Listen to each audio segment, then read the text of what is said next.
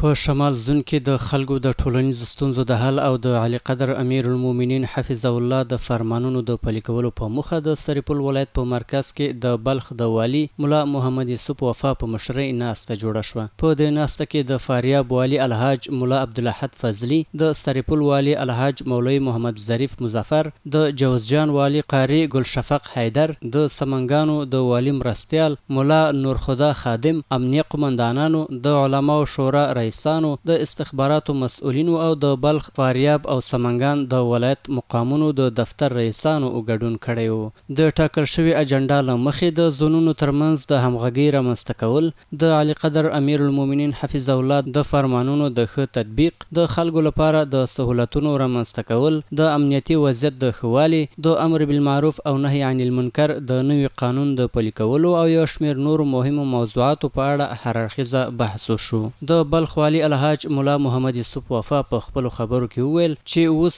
ټول زونونه د یو واحد نظام تر سیوري لاندې دي او د هیواد بیلابیل قومونه د یو امیر، یو نظام او یوې رهبرۍ تر قیادت لاندې ژوند کوي. موږ باید له دې یووالي څخه د نظام د پیاوړتیا، د ملت د آرامۍ او د هیواد د پرمختګ لپاره ګټه واخلو. دمګړۍ د قدرت جذرې له منځه تللې او مرکزي حکومت حاکم دی او دا نظام باید وساتل شي. نوموړي زیاته کړه همغږي یوازینۍ د پرمختګ لاره ده او له یو بل سره د لیدلورو شریکول او مشوره د بریالیتوب لامل کیږي او موږ باید د خپلو امیرانو امر ته لبیک ووایو، له مامورینو او خلکو سره نرم چلند وکړو او دوی ته اسانتیاوې برابرې کړو. همدارنګه د کار زمینه رامنځته او د زون د اقتصادي ثبات لپاره په دوامداره توګه ګډې هلې ځلې وکړو. د بلخ والی دغه راز ټینګار وکړ چې امنیت ته باید جدي پام وشي، مجرمینو ته دې د شرعي جزا د پلي کولو زمینه برابر شي او د خلکو د آرامۍ خلاف هیڅ ډول حرکت ته باید اجازه ورنه کړل شي او باید هڅه وشي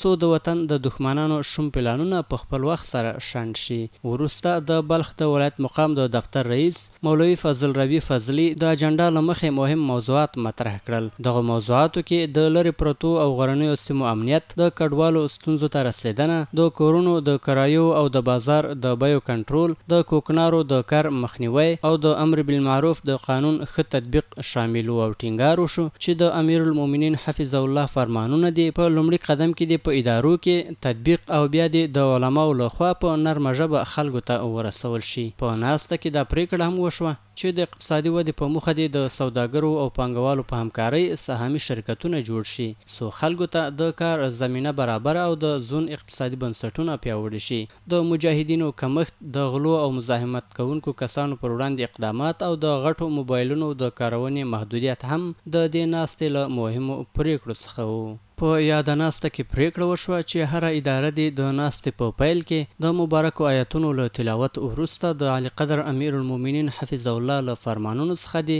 4 فرمانونه بیان کړي. یاده ناسته له مهمو بحثونو او پریکړو وروسته په دعا سره پای ته ورسېده.